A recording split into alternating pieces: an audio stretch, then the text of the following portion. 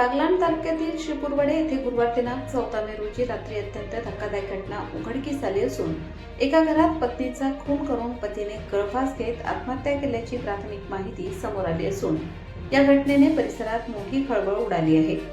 याबाबत जायखेडा पोलिसांकडून मिळालेल्या माहितीनुसार रात्री सुमारे 8:50 सुमारास डायल 112 वर फोन करून श्रीपुरवाडे येथे एका घरात पतीने पत्नीचा खून केल्यानंतर स्वतः आत्महत्या केल्याची माहिती देण्यात आली।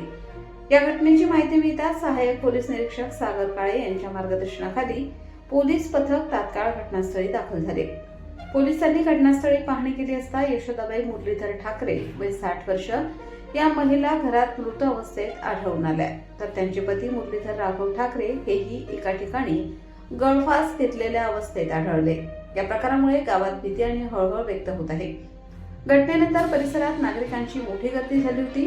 पोलिसांनी तातडीने पंचनामा करून दोन्ही मृतदेह शवविच्छेदनासाठी ग्रामीण रुग्णालयात पाठवले आहेत। प्राथमिक तपासात कौटुंबिक वादातून ही घटना घडल्याचा संशय व्यक्त केला जात असला तरी नेमके कारण अद्याप स्पष्ट झालेले नाही।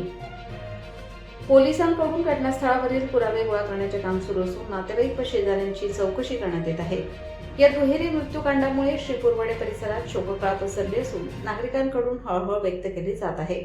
सदर प्रकरणाचा पुढील तपास जायखेडा पोलीस स्टेशनचे सहाय्यक पोलीस निरीक्षक सागर काळे यांच्या मार्गदर्शनाखाली सुरू आहे।